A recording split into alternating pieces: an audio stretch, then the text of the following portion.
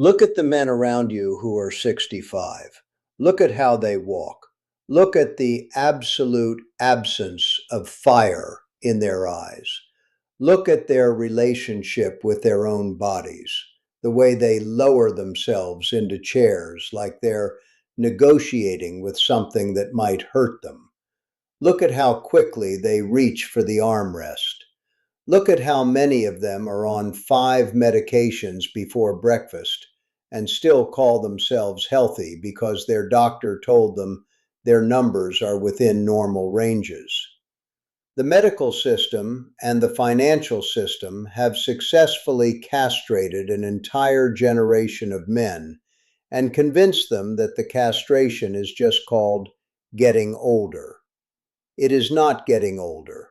It is a managed decline that is extraordinarily profitable for the people managing it. Statins, beta blockers, antidepressants, sleep aids, blood pressure medications, and then the financial products sold to men who have been made too soft and too frightened to build anything. The annuities, the wealth managers who quietly extract 2% every year, whether the account grows or shrinks. The retirement communities that charge you $4,000 a month to watch you disappear with dignity. This is a system designed to drain your wealth and your biology simultaneously. And it works because men accept it, because somewhere in their late 50s, they received a diagnosis or a number that was slightly out of range, and a doctor with 12 minutes to spend with them handed them a pill and a pamphlet and said, "This is the protocol." And the man took the pill. And then he took 3 more. And he stopped asking questions. And he called it taking care of himself. I'm 63. I take no prescription medications. I train 5 days a week. I run my own companies. My testosterone is that of a man 15 years younger than me. My financial architecture is built to compound without my participation indefinitely. I did not get here by being exceptional. I got here by refusing to accept that what the system had planned for me was the only option available. Today, I'm giving you 4 tests. These tests will tell you in about 20 minutes whether you are in the top 1% of men your age, or whether you are already on the conveyor belt that ends at a place you do not want to go. Not 1% of athletes, not 1% of executives, 1% of men, period. And if you cannot pass them, I need you to understand the cost. Because I have watched men I knew personally pay that cost. And it is not abstract. It is brutal, and it is permanent. Let's go. The first test is the chair test. Stand up right now if you want. Find a regular chair, no armrests. Sit down, and then stand back up. Without touching the chair with your hands, without rocking forward 3 times to build momentum. Just stand, straight, clean, 1 movement. If you needed your hands, if you rocked, if you hesitated and had to think about it, I'm not judging you, but I need you to understand exactly what that moment means, because the system will never tell you. There is a study published in the European Journal of Preventive Cardiology that followed men in middle and later age and measured exactly this movement. Sit to stand performance without hand support. The men who scored the lowest had a mortality rate over the following decade that was 5 times higher than the men who scored the highest. 5 times. Not because they were weak in some vague general way, because this one movement is a compressed diagnostic of 4 biological systems simultaneously: lower body strength, core stability, neuromuscular coordination, and body composition relative to muscle mass. When all four are working, you stand up clean. When one is eroding, you reach for the armrest. And the armrest is the beginning of a very long road. But here is what the system never connects for you. The man who cannot stand up cleanly from a chair is also a highly profitable patient. He will need joint replacement consultations, physical therapy referrals, pain management appointments, mobility aids, and eventually assisted living facilities that charge more per month than most men's first mortgages. The medical industry does not make money from men who can stand up from the floor without using their hands. It makes money from men who cannot. So nobody is going to walk into your life and hand you this information. You have to take it. I had a friend, I'll call him David. David was 61, smart man, disciplined in business, spent 7 years building things alongside me. But David was also in the quiet process of becoming invisible to himself. Retirement on the horizon, less movement every year, slowly accumulating the softness that men convince themselves is comfort, but is actually surrender. The system had told David he was doing everything right. Annual checkups, cholesterol medication, low sodium. His doctor was satisfied. David was satisfied. And David was deteriorating. He could not pass this test. I showed it to him once. He laughed it off. Said his knees were just bad. Said it was a silly party trick. At 64, David had a fall. Not a dramatic fall, not a mountain or a ladder. He was standing up from his desk at home, alone, and his legs gave out.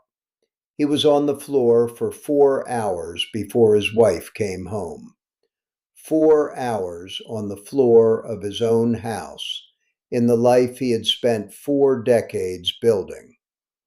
He recovered physically, but he never recovered the thing that actually mattered, the certainty that he was still a man who controlled his circumstances. After that fall, every time he stood up, there was a half second of hesitation, a flicker of doubt. And that flicker became the lens through which he experienced everything else. This test is not about your knees. It is about sovereignty. It is about your ability to occupy your own body and command it without negotiation. The standard I hold myself to is this: I should be able to rise from the floor, from a full cross-legged seated position on the ground, without using my hands, my knees, or any external support. Clean, fluid, not because I need to impress anyone, because a man who can do that has a nervous system and a musculoskeletal system that are integrated and operational. And a man whose systems are integrated and operational does not end up on the floor of his own house for 4 hours. If you cannot pass the chair version right now, here is exactly what you do. Every single day, before you touch your phone, before you eat, before you do anything for anyone else, 5 sets of slow, controlled body weight squats. No weight, just you and gravity. All the way down, below parallel if your joints allow, and back up at half the speed you went down. Eccentric control. That is where the strength is built. 5 sets of 10. every morning. In 60 days, you will stand up from that chair without thinking about it. The body remembers. You just have to remind it who is in charge. The second test is the grip test. Find something cylindrical right now: a water bottle, a rolled towel, a broom handle. Hold it in your dominant hand and squeeze as hard as you can for 10 seconds. Switch hands. Notice how hard you can actually generate force and whether the two sides feel symmetrical. Before I explain what this test measures, I want to tell you what the system does with grip strength data. Researchers have known for decades that grip strength is one of the most predictive biomarkers of aging available. It correlates with cardiovascular disease risk, cognitive decline, insulin sensitivity, and all-cause mortality. It is more predictive of how a man ages than his cholesterol numbers, his blood pressure readings, or his BMI. And yet, the average primary care physician has never once measured a patient's grip strength because there is no medication to prescribe for a weak grip. There is no billable intervention. There is no downstream referral that generates revenue. The information is too simple and too actionable to be profitable. So the medical system ignores it. And men walk around with degrading grip strength, and nobody connects it to anything until it is too late. Grip strength is not about your hands. It is about your nervous system's ability to recruit and fire motor units efficiently throughout your entire body. A man who is losing grip strength is a man whose neural output is degrading, and neural output degradation is the beginning of the end of everything that makes a man a force. In business, physically, as a presence in a room, that handshake that makes a younger man notice he just met someone. That capacity disappears slowly, quietly, and most men never connect what they feel in their hand to what it actually means about the rest of the system. I watched this play out in a man I'll call Richard. Richard was 67, former executive. 40 years of being the most capable person in every room he entered. He mentioned to me, almost in passing, that his handshake had gotten soft. He was embarrassed about it. His doctor hadn't mentioned it. He filed it away under getting older and moved on. His doctor had told him his panels were fine. His doctor had told him he was doing well for his age. His doctor had renewed his statin prescription and sent him home. At 69, Richard was diagnosed with early vascular dementia. I am not telling you that a weak grip caused it. I am telling you that the weak grip was the warning light on the dashboard that had been blinking for 2 years, and nobody in the medical system he was paying significant money to had any interest in reading it. The same neurological and vascular degradation that was showing up in his hand was advancing in his brain. The signal was there. The system was not looking for it because Richard's brain deterioration was eventually going to be a very expensive and very profitable medical journey. His grip strength was just a free test with a free answer. Nobody makes money from free answers. To train this, you do not need a gym. A thick rubber band around your fingers every morning, extending against resistance while you read or drink your coffee. Dead hangs from a pull-up bar. Not pull-ups, just hanging.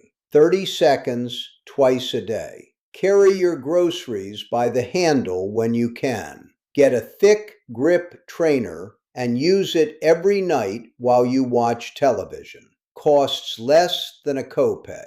Will change the way you exist in your own body and the way men register you when you walk into a room. In 90 days, you will shake a younger man's hand and something will shift in the interaction before either of you says a single word. The third test is the balance test. Stand barefoot on a hard floor. Lift one foot. Hold for 10 seconds on each side without wobbling, without windmilling your arms, without touching down. If you pass that, close your eyes. Do it again. With eyes open, your brain is using 3 systems to hold you upright: your inner ear, your visual field, and the proprioceptive signals from your feet and joints. Close your eyes and you eliminate 1/3 of that system. What remains is pure proprioception and vestibular function. And those two things tell you whether your central nervous system is still running the advanced software or whether it has quietly started to downgrade. A 2023 study published in the British Journal of Sports Medicine followed over 1,700 participants and measured this exact test. Men who could not hold a 10-second single-leg balance had an 84% higher risk of death from any cause over the following 10 years. 84%. From a test that takes 10 seconds and costs nothing. Do you want to know why your doctor has never given you this test in a routine appointment? Because there is nothing to prescribe at the end of it. Because the information leads you towards simple training protocols that you can execute for free with no ongoing appointments and no recurring prescriptions. The system does not benefit from men who are well-balanced and neurologically integrated. It benefits from men who fall. Falls generate emergency room visits, orthopedic surgeries, rehabilitation stays, pain management programs, and years of follow-up care. Fall prevention is, from the perspective of the medical industry's revenue model, an inconvenient concept. I want to tell you about Thomas. Thomas was 60 when he mentioned to me almost in passing that he'd started grabbing the wall in the shower just to steady himself. He laughed about it, called it old man stuff. His doctor had never asked him about it. Why would he? There's no ICD code that generates revenue from a man who wobbles in the shower. I asked Thomas to close his eyes and stand on one foot right there in my office. He lasted 3 seconds. Thomas was not frail. He played golf twice a week. He walked his dogs every morning. He was medically compliant, took his medications, got his annual screenings, and his nervous system's balance architecture had silently degraded to the point where 3 seconds was his ceiling. We built his training around this for 6 months. Single leg stands while brushing his teeth, barefoot walks on uneven surfaces, yoga once a week for the proprioceptive challenge of unstable positions. At the end of those 6 months, Thomas held 22 seconds on each side with eyes closed. But what stayed with me was not the number. It was what Thomas said. He told me, for the first time in years, I feel like I am inside my body, not being carried around by it, actually inside it, running it. That is what this test and this training gives back. Not just stability, presence inside your own physical form. The sensation of being the operator and not the passenger. The feeling that most men over 60 have quietly and unconsciously stopped expecting, and that the system has absolutely no incentive to restore. The fourth test is the recovery test. And this one strikes at the deepest level of the machine that keeps you operational. Here is the test. Do something physically demanding for 20 minutes. A brisk walk up a significant incline. 20 minutes of body weight circuits. Anything that brings your heart rate to where holding a full conversation becomes difficult. Stop. Sit. Measure your heart rate with a monitor or manually at the wrist. Now wait exactly 2 minutes. Measure again. The drop in your heart rate over those 2 minutes is called heart rate recovery. It is one of the most powerful, non-invasive measures of cardiovascular and autonomic nervous system function available to any man without a hospital. Elite cardiovascular health means a drop of 20 beats or more in that first minute. High performers drop 30 to 40. Fewer than 12 beats per minute in that first minute is a clinical marker associated with significantly elevated cardiac risk. But what the number actually reveals is whether your autonomic nervous system can shift efficiently from sympathetic to parasympathetic dominance, from the activation state to the recovery and repair state. A man who cannot make that shift efficiently is a man who is perpetually running inflamed, perpetually elevated in cortisol, perpetually extracting from his reserves rather than building them. This is the man the pharmaceutical industry loves. This is the man who wakes up tired and takes a stimulant to function, who cannot sleep at night and takes a sedative to switch off, whose testosterone has collapsed, not entirely because of age, but because his cortisol has been chronically elevated for so long that his endocrine system has completely reorganized around stress as its normal operating state, who is told by his doctor that all of this is just the natural course of aging, and here are 4 more prescriptions to manage it, who is sold supplements and hormone replacement programs and sleep tracking devices and corporate wellness subscriptions, all of them treating the symptoms of a nervous system that nobody in the system has any financial incentive to actually fix. I'll tell you about the man I almost became. At 54, I was building aggressively. 3 companies, constant travel, hard training, 6 hours of sleep, and telling myself it was enough. My resting heart rate was 72. My heart rate recovery was 11 beats per minute. From the outside, I looked like I had it together. Inside, I was running on a degrading system and calling the degradation productivity. My doctor ran the standard panels. Everything was within normal ranges. He said to maybe cut back on travel, take more vacations. He renewed my prescriptions and sent me home.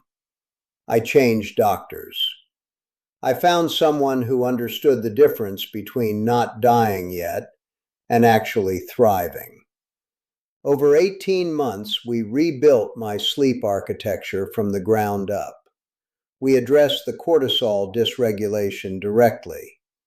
I learned Zone 2 training, long, slow, aerobic work at conversational pace that specifically builds parasympathetic capacity. And I learned the most important thing I have ever learned about performance.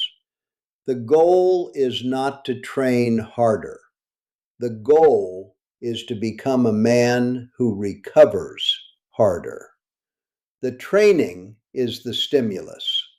What you actually build happens in the 23 hours you are not in the gym. Today, my resting heart rate is 48. My heart rate recovery is 31 beats in the first minute. I take no prescription medications. I am sharper cognitively at 63 than I was at 50. I did not get there by doing what the system prescribed. I got there by understanding that the system's financial interests and my biological interests point in opposite directions. So here is where we are. 4 tests: the chair, the grip, the balance, the recovery. These 4 tests are free. They require no appointment, no referral, no insurance authorization, and no prescription. They take 20 minutes total, and they will give you more actionable information about where you actually stand physically and neurologically than a standard annual physical that costs 10 times more and is designed at its core to identify conditions that require ongoing pharmaceutical management. That is not an accident. That is the architecture of the system. The greatest fear that men your age carry, and I know because I have carried it myself, is not death. Death is abstract. The fear is dependency. The specific, vivid, terrifying prospect of becoming a man who needs help standing up. A man whose wife begins to look at him the way you look at something you love that is starting to break down. A man whose children begin to make decisions for him before he has surrendered the right to make them himself. A man who spent 40 years building a life and then watches the system strip his agency from him, one diagnosis and one prescription at a time, all while calling it care. That fear is valid. And the answer to it is not to accept what the system has planned for you. The answer is to be the man who stands up clean, who drops 30 beats in 2 minutes, who closes his eyes and does not negotiate with the floor, who shakes your hand and makes you register something without knowing what it was. The men who own the next 20 years are not lucky. They are not genetically gifted. They are the men who looked at what the system had planned for them and decided it was unacceptable. They are running these tests right now. They are reading the data honestly. They are building while they still have the option to build. You now know what the tests are. You know what they measure. You know what failure costs because I showed you the men who paid it. The only question is what you're going to do with the next 60 days. I already know what I'm going to do. Do you?